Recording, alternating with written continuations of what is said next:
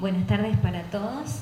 Continuamos con la clase número 19 de Práctica Profesionalizante 1 y tal como iniciamos en la clase pasada con el material sobre el saber religioso en la escuela, cabe que en esta clase, con los conocimientos ya mucho más frescos, ustedes puedan comenzar a elaborar sus propias razones para fundamentar la importancia de ese saber religioso en la escuela. Para eso, en esta clase les voy a proponer que ustedes puedan volver a repasar cuáles fueron los puntos centrales del material que leyeron en la clase anterior, volver a mirar esos argumentos que avalaban ese saber religioso en la escuela, el argumento antropológico, el histórico, el cultural, el intercultural, el lingüístico, el sociológico, también el pedagógico, el metafísico, para desde allí poder ir metiéndonos un poquito más en este tema y poder analizar un artículo que tendrán que leer y del cual tendrán también que sacar las ideas principales. El artículo pertenece al área de religión del Instituto de Educación Superior Virgen del Pilar de Zaragoza y en él se expresan algunas reflexiones también acerca de por qué es importante darle un lugar al saber religioso dentro de nuestras instituciones educativas, pero fundamentalmente darle un lugar tanto dentro de una escuela católica como dentro de una escuela que no sea católica, ya que como habrán podido constatar cuando leían, el saber religioso es un saber transversal para todos los otros saberes que ayuda al ser humano a encontrar el sentido profundo de su existencia en este mundo. Entonces, en consonancia con eso, vamos a seguir nosotros también profundizando el tema para poder elaborar nuestras propias fundamentaciones. Entonces, ¿qué tendrán que hacer en esta clase? Repasemos.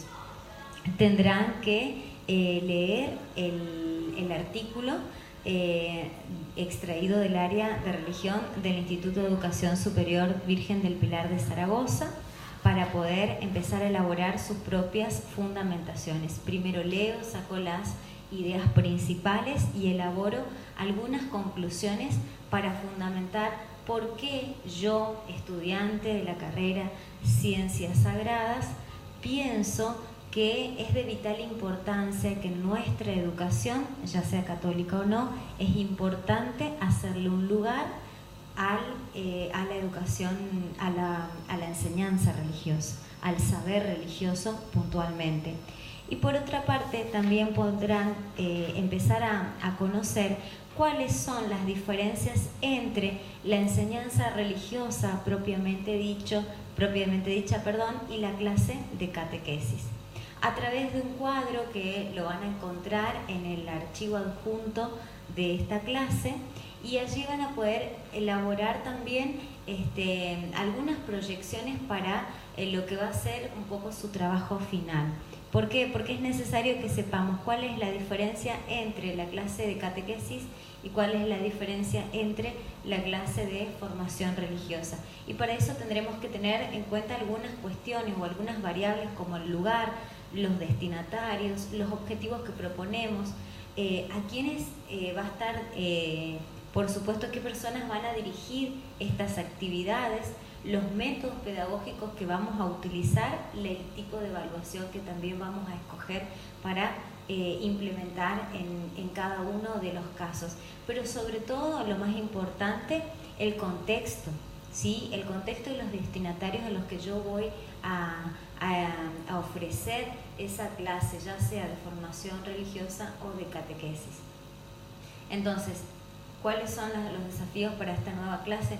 Primero, leer el artículo que yo les decía recién del Instituto de Educación Superior Virgen del Pilar de Zaragoza, extraer las ideas principales, empezar a elaborar por lo menos una fundamentación de media carilla a través de la cual ustedes puedan expresar por qué creen que es importante hacerle ese lugar especial para que siga viviendo desde allí el saber religioso en la escuela, y también empezar a observar cuáles son las diferencias entre la clase de catequesis y la clase de formación religiosa.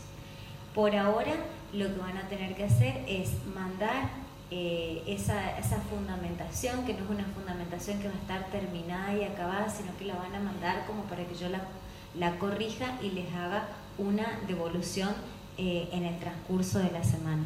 Van a tener una semana para escribir y en el transcurso de esa semana yo les haría la devolución. Como esta clase va a ser el lunes, entonces el próximo lunes ustedes tendrían que estar enviando su fundamentación. Muchas gracias.